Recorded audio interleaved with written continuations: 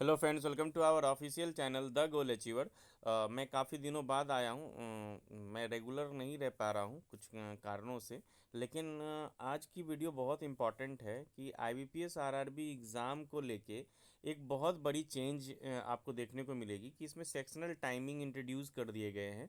Sectional timing reasoning में 25 minutes और maths में 20 मिनट्स आपको अलॉट किया गया है। ये एक छोटा सा वीडियो होगा, आप इसको लास्ट तक ज़रूर देखें। और ये आपके लिए बहुत इम्पॉर्टेंट होने वाला है कि आप क्या स्ट्रेटजी अपनाएं कि आप आरआरबी को क्लियर कर सकते हैं। आरआरबी के पीओ एग्ज़ाम्स हो या क्लर्जिकल एग्ज़ाम हो।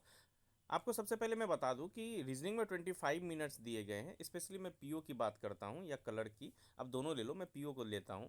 आप उसमें देखो कि 25 मिनट में आपको रीजनिंग 40 करने हैं और इधर 20 मिनट में मैथ्स 40 करने हैं।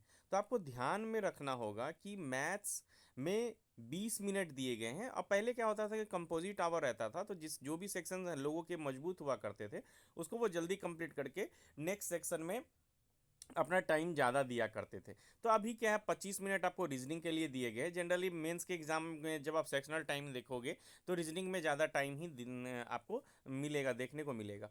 तो यहाँ पे रीजनिंग में आपको पिक एंड चूज, मैंने ऐसा इसलिए लिखा है क्योंकि पिक एंड चूज बहुत ज़्यादा मैटर करेगा। क्योंकि रीजनिंग लोगों के जिनके भी बहुत अच्छे हैं वो क्या करेंगे, जिनकी बहुत अच्छी प्रैक्टिस है वो 40 आउट ऑफ 40 भी कर सकते हैं, उनमें वो कैपेसिटी है कि वो 25 मिनट में 40 के 40 कर सकते हैं। अगर आरआरबी पीओ में क्वेश्चन का लेवल चूंकि चेंजेस देखने को मिले हैं, अगर लेवल थोड़ा सा इजी आया तो वो 40 के 40 कर देंगे। और मैं पिक एंड चूज इसलिए कह रहा हूं कि आप जब रीजनिंग करो तो आपको ये पता होना चाहिए कि आप कौन सा क्वेश्चंस को सेलेक्ट कर रहे हो। अगर आपने गलती से भी गलत पजल आपने उठा लिया और उसमें आप बहुत ज़्यादा टाइम दे दोगे तो आप मैक्सिमम अटेम्प्ट नहीं कर पाओगे। कहीं ना कहीं रीजनिंग यहाँ पे बहुत ही गेम चेंजर होगा, बहुत ही इंपॉर्टेंट रोल प्ले करेगा। क्योंकि रीजनिंग क्या है, जनरली रीजनिंग सबके अच्छे होते हैं, बहुत जिनकी भी प्रैक्टिस बहुत अच्छी होती है वो अच्छे से बना पाते हैं। और यहाँ 5 मिनट 25 मिनट मिल रहा है तो 25,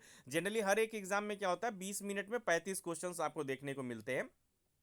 यहाँ पे क्या होगा, आपको 5 मिनट एक्स्ट्रा मिल रहा है और 5 क्वेश्चन इधर आप प्लस कर लो, 40 क्वेश्चन। तो कहीं ना कहीं आपको पिक एंड चूज बहुत इंपॉर्टेंट रोल प्ले करेगा। आपको दिमाग में ये होना चाहिए कि आप जो है मिसलेनियस क्वेश्चंस को पहले बनाएं, उसके बाद आप क्या करोगे, पजल्स में जाओगे। देखिए, और एक चीज मैं बता दूं कि जिनका भी पजल थोड़ा सा भी कमजोर है वो अपने दिमाग में ये बैठा ले कि कुछ इंपॉर्टेंट टाइप्स जो हैं पजल्स और सीटिंग अरेंजमेंट के, उसको आप बनाएं। मैं कुछ आपको बता देता हूँ। जनरली मैं कॉपी मैं वीडियो लिख के बता दूंगा नेक्स्ट में, लेकिन आप इसको ध्यान से सुनिए।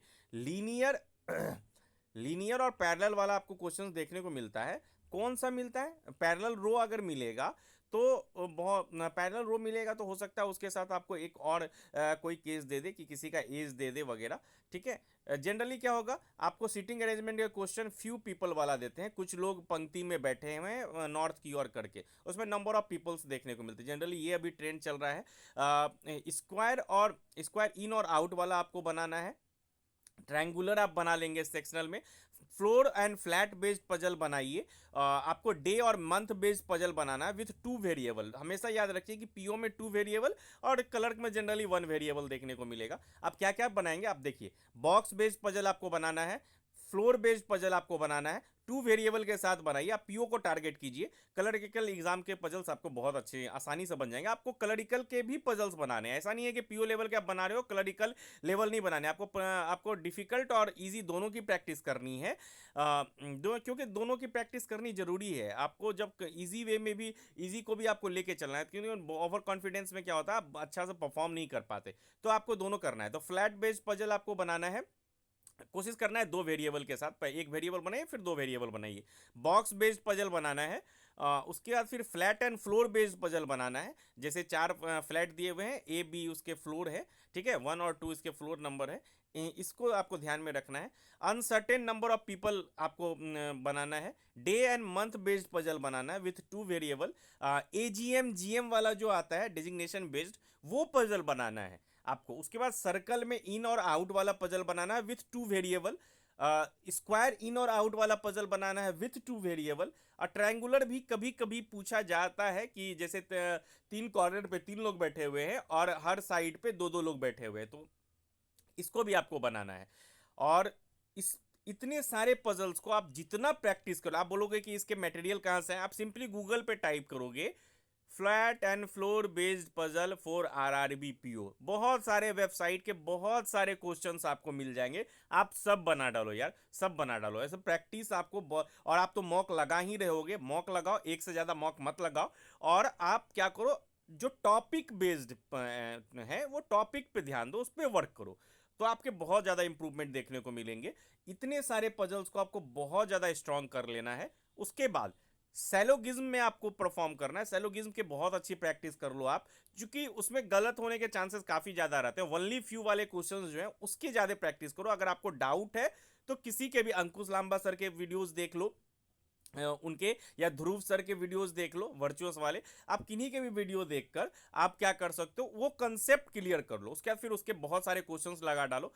ये आपको बेनिफिट करेगा, रीजनिंग में स्कोर आपके बढ़ाएगा, ठीक है। और आपको हमेशा याद रखना है कि जब भी रीजनिंग आप बनाओगे तो ब्लड रिलेशन को पहले नहीं छूओगे। ब्लड रिलेशन और ऐसे पजल्स मत छूना जिसमें आपका जो पोर्शन आपका बहुत ज़्यादा लूज। बहुत सारे बच्चे क्या होता है, लीनियर बहुत आसानी से बना लेते हैं, पैरेलल बेस्ड आसानी से बना लेते हैं, लेकिन फ्लैट फ्लोर में वो फंस जाते हैं इजी से इजी क्वेश्चंस में, तो इसको आपको ध्यान में रखना है, ठीक है। उसके बाद ब्लड रिलेशन को बाद में आप चूज करना, क्योंकि बहुत कभी कभी कॉम्प्लिकेटेड दे दिया जाता है तो बच्चे उसमें बहुत टाइम लगा लेते हैं, ठीक है। अब मिसलेनियस में आपको कोडिंग डिकोडिंग हो गया, डायरेक्शन एंड सेंस हो गया, चाइनीज कोडिंग हो गया, ब्लड रिलेशन हो गया, सैलोगिज्म हो गया, इनइक्वालिटी हो गया, आपको वर्ड फॉर्मेशन हो गया, इस तरह के क्वेश्चंस आपको देखने को मिलेंगे। कभी कभी आपको अल्फा न्यूमरिक सीरीज भी दे दिए जाते हैं, जनरली क्लर्क में दिया जाता है, पीओ में कम दिया जाता है, चाइनीज कोडिंग ज़्यादा। इनपुट आउटपुट भी कुछ प्रैक्टिस कर लेना, अगर दे दिया तो ठीक है, नहीं तो जनरली वो मेंस में पूछा जाता है। तो इस तरह आप पीओ में जो रीजनिंग के सेक्शंस हैं उसमें टॉपिक वाइज अगर प्रिपेयर करोगे तो आप बहुत अच्छा कर सकते हो। वहीं अगर मैथ्स की बात करें तो मैथ्स में स्मार्टली आपको पिक एंड चूज इसमें भी देखना होगा। सबसे पहले आपको मिसलेनियस या अर्थमेटिक में नहीं जाना है, सबसे पहले आप स्पीड मैथ के क्वेश्चंस बनाएंगे, क्योंकि यहाँ 20 मिनट्स है और 20 मिनट्स को अच्छे से यूटिलाइज करना है। आप स्पीड मैथ के क्वेश्चंस बनाइए, 5 हो या 10 हो, 10 अराउंड क्वाड्रेटिक और 5 अप्रोक्सीमेशन मिला के हो जाएंगे।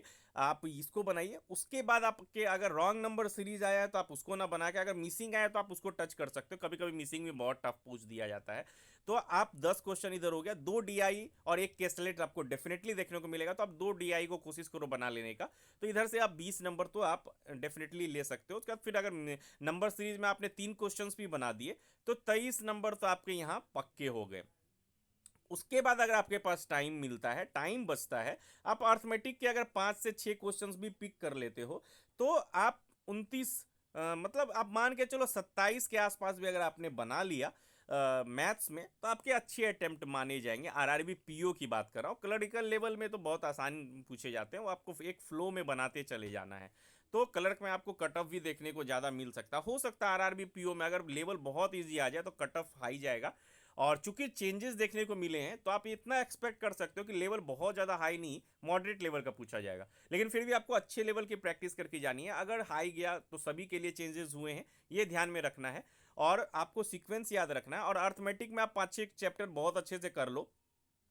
सबसे पहले जो बहुत इजी है, रेशियो एंड प्रोपोर्शंस के क्वेश्चन पूछे जाते हैं, मिक्सचर एंड एलिगेशन के क्वेश्चन डेफिनेटली पूछे जाते हैं। उनके कोई भी टीचर के, चाहे वो यशराज सिंह चौहान हो, चाहे आपके हर्षल अग्रवाल हो, किसी के भी आप वीडियोस टॉपिक देख लो। प्रोबेबिलिटी के पढ़ लो, time and work and pipe and cistern, ages पढ़ लो, एवरेज पढ़ लो, टाइम एंड वर्क पढ़ लिया, सिंपल इंटरेस्ट, कंपाउंड इंटरेस्ट के क्वेश्चन देखने को जो ईजी वे में आप बना सकते हो। प्रॉफिट लॉस हो गया, परसेंटेज हो गया, आपको मेंसुरेशंस हो गए, इन सभी टॉपिक को अगर आप 5-6 दिनों में अगर कवर कर लेते हो तो 6 क्वेश्चंस आप यहाँ से डेफिनेटली कर सकते हो। तो आप मान के चलिए कि अच्छे खासे जो नंबर है आप 25 प्लस यहाँ पे भी 20 मिनट में स्कोर कर सकते हो। वो डिपेंड करेगा पेपर टू पेपर। तो आप इस सीक्वेंस को मैनेज कीजिए। आप डीआई 2 कर लोगे, 2 चैट वाला आता है डीआई डेफिनेटली। एक्चुअली अभी क्या है कि डीआई तो के जो कैलकुलेशंस है वो आसानी से आदमी कर लेते हैं, लेकिन उससे रिलेटेड क्वेश्चंस बहुत लेंदी होते हैं। तो उन सब चीज़ों का ध्यान देना है। जो बहुत ज़्यादा लेंदी, देखिए 5 में से पाँचों क्वेश्चन लेंदी नहीं आते।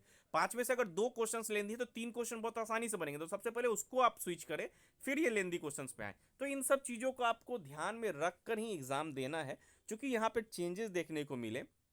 तो इन सब चीज़ों को ध्यान दीजिए। और रीजनिंग पे कहीं ना कहीं आपको ज़्यादा प्रैक्टिस करने की ज़रूरत है। और मैथ्स को आपको पिक एंड चूज़ का रूल अपनाना है कि आपको किसको चूज़ करोगे और ज़्यादा से ज़्यादा आप अटेम्प्ट कर सकते हो। एक छोटी सी वीडियो थी, जो चेंजेस किए गए हैं उसको आप अपने अकॉर्डिंगली वर्क कीजिए और अपने फेवर में लेके आइए कि आपको कैसे क्या करना है। कोई किसी की स्ट्रेटजी वीडियो कोई काम नहीं आएगी, कोई आपको सिर्फ गाइड कर सकता है, वर्क आपको खुद करना है। तो इन सब चीज़ों का ध्यान रखिए। आप ज़्यादा दिन नहीं बचा, 10 दिनों का समय बचा है एग्जाम के लिए। डेफिनेटली अपना जो 100% है वो दीजिए और प्री पे ज़्यादा फोकस कीजिए। अभी मेंस को भूल जाइए, जो कि प्री क्लियर होगा तब आप मेंस की तैयारी कर सकते हो। आप प्री के एग्ज़ाम दे दो अच्छे से, उसके बाद मेंस के लिए आप लग जाना। तो आप अच्छे से तैयारी कीजिए। जिनको भी अगर कोई डाउट हो तो आप कमेंट कीजिएगा, मैं उस कमेंट के जरूर जवाब दूंगा। Thank for watching. I hope कि आपके जो डाउट्स होंगे कौन कौन से टॉपिक को लेके आपके क्लियर हो गया। अगर कोई भी डाउट हो या कोई भी क्वेश्चंस हो, आप कमेंट कीजिएगा, मैं उसके जवाब जरूर दूंगा। Thank you for watching, keep watching our videos.